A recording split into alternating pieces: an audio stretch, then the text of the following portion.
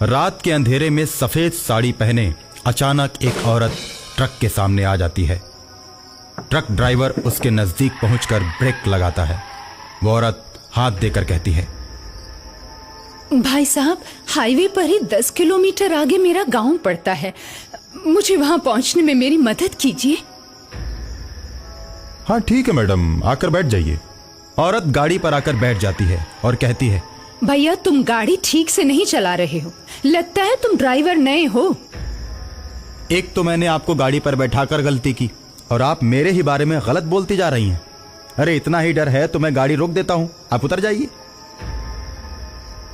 उतरने की बात करता है? अगर मैं ट्रक से नीचे उतरी तो तू भी मेरे साथ चलेगा। मैं ट्रक चलाना जानती हूँ। आगे हाईवे का घुमावदार मोड़ है जिसे मौत का मोड़ कहते हैं, जहाँ नए ड्राइवर्स का अक्सर एक्सीडेंट हो जाता है। और अगर तुम अपनी और मेरी जान की भलाई चाहते हो तो मुझे गाड़ी चलाने दो। जब मैं मौत का मोड़ पार कर लूंगी तब तुम गाड़ी चलाना, नहीं तो मुझे पूरा विश्वास है कि मौत के मोड़ पर तुम्हारी गाड़ी का एक्सीडेंट हो जाएगा। मैं तो तुम्हें बचाने के लिए ऐसा कह रही हूँ और तुम मुझे ही गलत समझ रहे हो। अच्छा तो ये बात है, फिर तो आप ही गाड़ी चलाइए, मैं भी थोड़ा आराम कर लेता हूं। वो औरत जैसे ही गाड़ी के स्टीयरिंग को पकड़ती है, गाड़ी हवा से बातें करने लगती है, जिसे देखकर ड्राइवर के पसीने छूटने लगते हैं। अरे इतनी तेज गाड़ी तो मैंने कभी नहीं चलाई। अभी अपना मुंह बंद रखो, सामने मौत का मोड़ आने वाला है।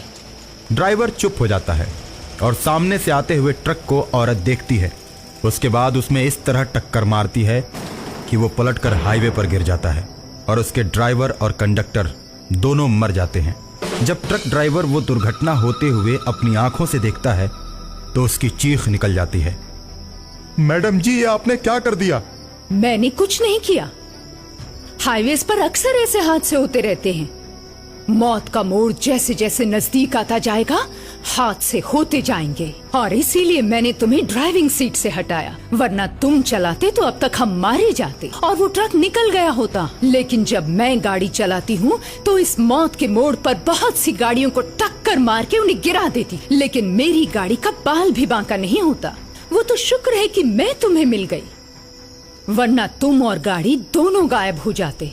इसलिए कहती हूँ कि चुपचाप बैठो, मेरा दिमाग घुमाने की कोशिश मत करो। एक तो ये रास्ता उबड़ खाबड़, दूसरी तरफ ये घुमावदार मोड़, और तीसरी तरफ तुम।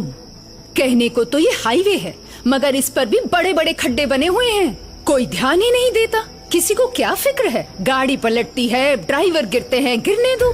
मैडम 10 किलोमीटर तो पार कर गए, आपका गांव तो कब का जा चुका है। मैंने तुमसे झूठ बोला था। वो देखो सामने से गाड़ी आ रही, उसका भी ड्राइवर नया है, देखो कैसे चला रहा है। अब इस मौत के मोड़ के रास्ते पर उसको मरना ही पड़ेगा। जिसको गाड़ी ढंग से चलाने नहीं आती उसे मरना ही पड़ता है।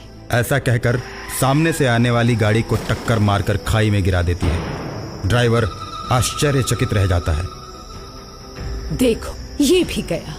आज की दुनिया में तुम लोगों को नहीं मारोगे तो वो तुम्हें मार देंगे। इसलिए मैंने दोनों ट्रकों को जानबूझकर टक्कर मारी।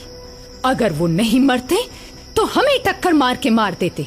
इसलिए कभी कभी दूसरों को मारना जरूरी हो जाता है। खुद को बचाने के लिए कुछ भी करना पड़ता है। ड्राइविंग के अलावा आप बहुत कुछ दुनिया के बारे में जानती हैं। मैंने भी तो आपको जानबूझकर ही बैठाया है। मैं जानता हूँ हाईवे पर मौत के मोड़ पर दहशत फैलाने में आप ही का हाथ है। मैडम मैंने इसीलिए आपको अपनी गाड़ी पर बैठाया है ताकि हमेशा हमेशा के लिए आपका खेल खत्म कर दूं। मेरे अंदर भी एक औरत छिपी हुई है, ये देखो। और उसके बाद औरत चुड़ैल के रूप में बदलने लगती है। उसका चेहरा बहुत ही भयानक हो जाता है और वह ड्राइवर की गर्दन में अपना दांत गड़ा देती है। लेकिन ड्राइवर किसी तरह से अपने आप को छुड़ाकर गाड़ी से कूद जाता है और चुड़ैल को दौड़ाते हुए जंगलों के बीच ले जाता है। और कुछ देर के बाद ड्राइवर जंगल में एक छोटे से मंदिर के पास जाकर रुकता है। वहां की सीढ़ियों पर चुड़ैल चढ़ नहीं पाती।